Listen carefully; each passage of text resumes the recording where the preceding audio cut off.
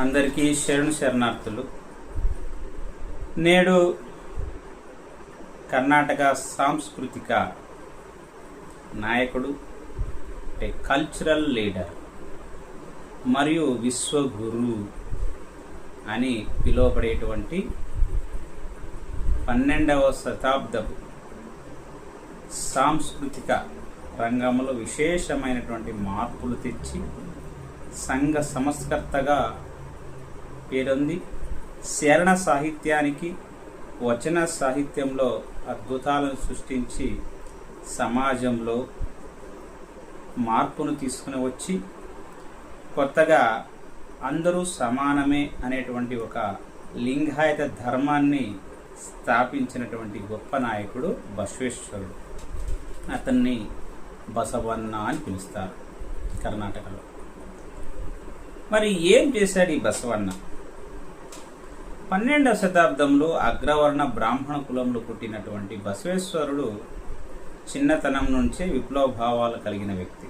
విప్లవ భావాలంటే అప్పుడున్నటువంటి సామాజిక పరిస్థితుల్ని, సాంస్కృతిక పరిస్థితుల్ని, దైవ భావాన్ని ఛాలెంజ్ చేశాడనమాట. అంటే తన ఇంటి నుంచే సంస్కరణ ప్రారంభించాడు. తనకి చిన్నప్పుడే ఉపనయనం చేస్తే మరి నా సోదరి అంటే అక్కకెందుకు ఉపనయనం చేయలేదని చెప్పి తల్లిదండ్రులని ప్రశ్నించాడనమాట. ఆమె స్త్రీ కాబట్టి ఆమెకు ఉపనయనం చేయకూడదన్నప్పుడు మరి ఆమెకు ఉపనయనం లేకపోతే నాకెందుకు ఉపనయనం అని చెప్పి ఉపనయనాన్ని తిరస్కరించినటువంటి వ్యక్తి బసవేశ్వరుడు. సమాజంలో అందరూ సమానమే, దేవునికి భక్తునికి మధ్య పూజారి అవసరం లేదు అని చెప్పి ఆయన ఒక లింగాయత ధర్మాన్ని స్థాపించాడు. అంటే అందరూ ఒకటే, సమాజంలో అన్ని కులాల వారు ఒకటే అని చెప్పి ఆయన ఒక అనుభవ మంటపం అనే దాన్ని ప్రారంభించాడు.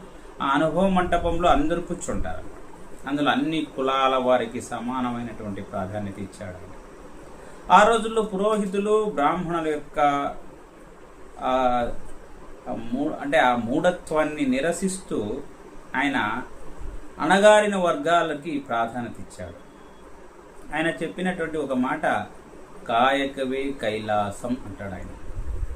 అంటే వర్క్ ఈజ్ వర్షిప్, పని చేయడం, పని చేసే వాళ్ళదే పనే కైలాసం అని. వర్క్ ఈజ్ వర్షిప్ అంటాం, పనియే దైవం అంటాం కదా. ఆ రకంగా వర్క్ ఈజ్ వర్షిప్ అన్నట్టుగా కాయకవే కైలాసం అంటాడు. ఆయన 2 విషయాలు చెప్తాడు. ఒకటి కాయకమే కైలాసం అంటాడు, ఒక 2 విషయాలకు ప్రాధాన్యత ఇస్తాడు. కాయకము, దాసోహము అని. కాయకం అంటే ప్రొడక్షన్, దాసోహము అంటే సర్వీస్, అంటే డిస్ట్రిబ్యూషన్ అన్నమాట. అంటే కష్టపడి మనం పని చేయాలా, ఆ సంపదని సృష్టించాలా, ఆ ఉత్పత్తిని సృష్టించాలా, ఆ ఉత్పత్తిని అందరికీ పంచాలా అనేది ఆయన దాసోహం. దాసోహం అంటే పంచడము, కాయకం అంటే పని చేయడం, అంటే ఉత్పత్తి చేయడం. ఎంత బ్యూటిఫుల్ కాన్సెప్ట్ అండి ఇది. అంటే అణగారిన వర్గాలకి, చేతులుత్తుల వారికి పనిచేసే, అంటే చెప్పులు కుట్టే వాళ్ళకి, బియ్యం పండించే వాళ్ళకి, కూలీ పని చేసే వాళ్ళకి, కుండలు నేసే వాళ్ళకి, అంటే కుండలు చేసే వాళ్ళకి, బట్టలు నేసే వాళ్ళ, వీళ్ళందరి యొక్క ఆ వృత్తులను గౌరవించాడు. కాయకమే కైలాసం అన్నాడు ఆయన. ఆ రోజుల్లో ఇలాంటి వృత్తులకి గౌరవం ఉండేది కాదు. కేవలం పౌరోహిత్యం మాత్రమే గౌరవ ప్రధానంగా ఉండేటువంటి ఆ కాలంలో, పురోహితులు మాత్రమే చేతులెచ్చి గౌరవించేటువంటి ఆ కాలంలో, అణగారి వర్గాల కులాలను కూడా గుర్తించి అణగారిన వర్గాల యొక్క వృత్తులని, చేతి వృత్తులకి గౌరవం కల్పించి అవి లేకపోతే సమాజము లేదు అని చెప్పి ఆయన కాయకము మరియు దాసోహం అనేటువంటి 2 విషయాలని ప్రజల్లో తీసుకొచ్చి వాళ్ళందరికీ కూడా గౌరవాన్ని ఇచ్చినటువంటి వ్యక్తి బసవేశ్వరుడు. అసలు ధర్మం అంటే ఏంటి, ధర్మం అంటే ఏంటి అని ఎంతో అద్భుతంగా చెప్పాడు తన యొక్క శరణ సాహిత్యంలో.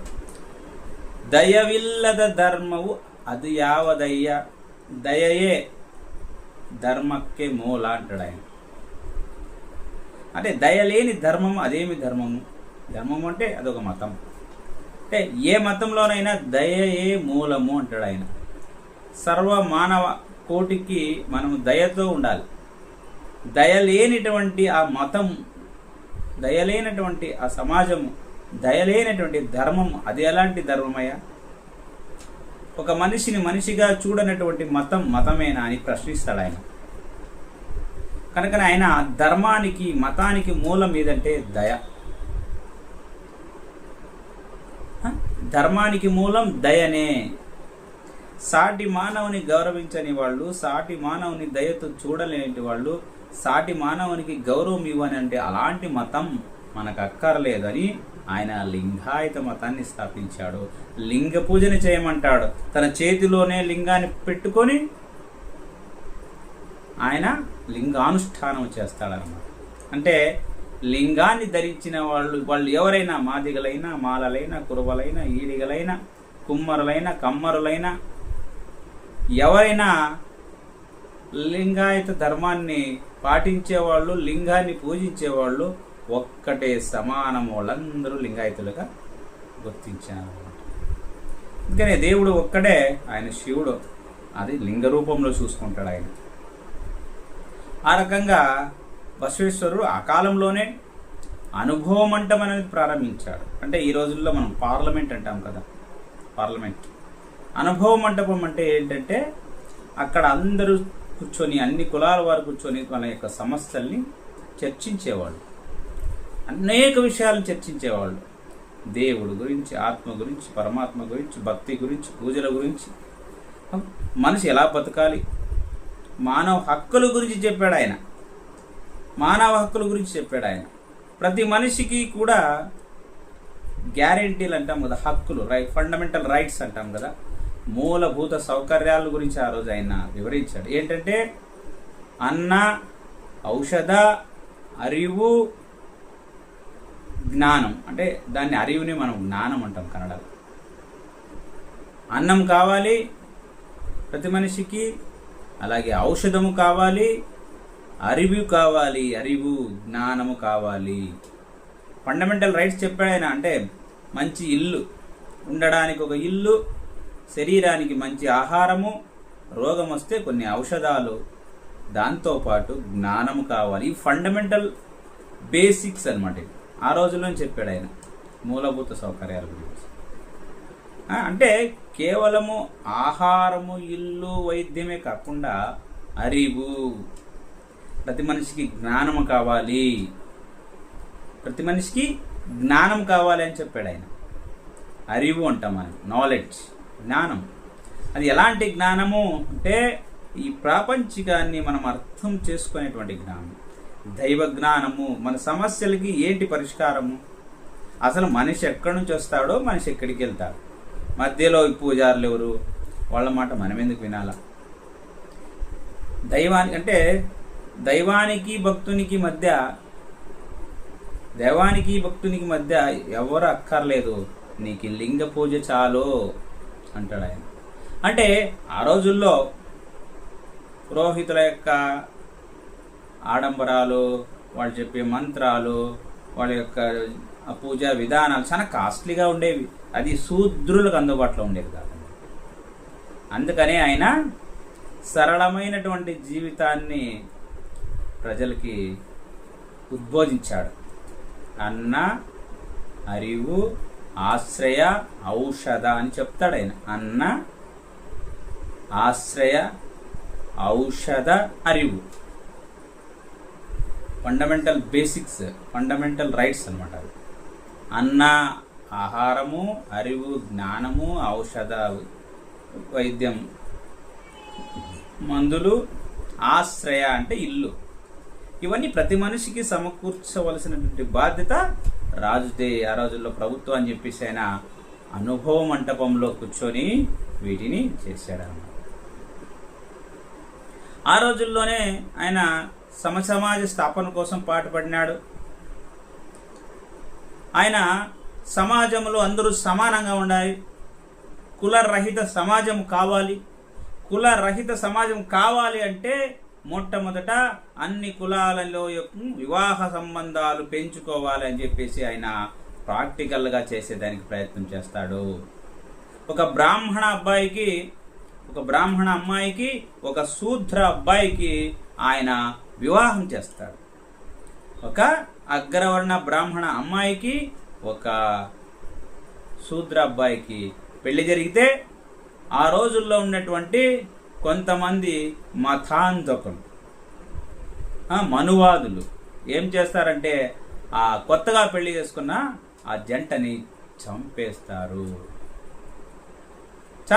వాళ్ళని. అంటే సమాజంలో ఐక్యత ఉండకూడదు, అందరూ ఒకటి కాదు, చాతుర్వర్ణ వ్యవస్థ నిలబడాల.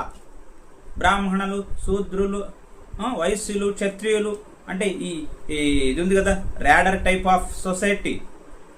బ్రాహ్మణ, క్షత్రియ, వైశ్య, శూద్ర వీళ్ళెవ్వరు కలవకూడదు, ఎవరికి వారే ఉండాల. బ్రాహ్మణులు గొప్ప, క్షత్రియుల తర్వాత, వైశ్యుల తర్వాత శూద్రులు పై ముగ్గురికి సేవలు చేయాలి. కాబట్టి అన్యజాతి వివాహాలు జరగకూడదు, అంతర్జాతి వివాహాలు జరగకూడదు, అంతర్కులాల వివాహాలు జరగకూడదు. అలా జరిగితే గనక వాళ్ళని బతికినిచ్చేవాళ్ళు కాదు. బసవేశ్వరుడేమో కులాలని ఏకం చేసి సమాజ నిర్మాణానికి పూనుకుంటే ఆ రోజుల్లో ఉండేటువంటి పట్టభద్ర హితాశక్తులు ఈ సంస్కరణలకి అడ్డపడతారన్నమాట. ఆ కొత్తగా పెళ్ళైనటువంటి ఆ అగ్రవర్ణ చెందినటువంటి అమ్మాయిని, శూద్ర కులానికి చెందిన అబ్బాయిని పెళ్లి చేసుకున్న తర్వాత వాళ్ళని చంపేస్తే అదే బాధతోనే ఆయన కళ్యాణానికి వెళ్ళిపోయి కూడలం సంఘం దగ్గర ఆయన చివరి కాలంలో చాలా బాధపడుతూ ఆయన సమాధి చెందుతాడు, అంటే చనిపోతాడు ఆయన చాలా బాధతో చివరిలో.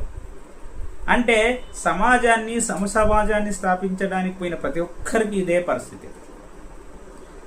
క్రీస్తుపూర్వం బుద్ధునితో మొదలుకొని అంబేద్కర్ దాకా కూడా వీళ్ళందరినీ ఇబ్బంది పెట్టారు ఈ మనువాదులు. బుద్ధుని తీసుకోండి, పూలేని తీసుకోండి, అంబేద్కర్ని తీసుకోండి, నారాయణ గురువుని తీసుకోండి, కనకదాసుని గురువుని తీసుకోండి, ఎవరినైనా చాలామంది.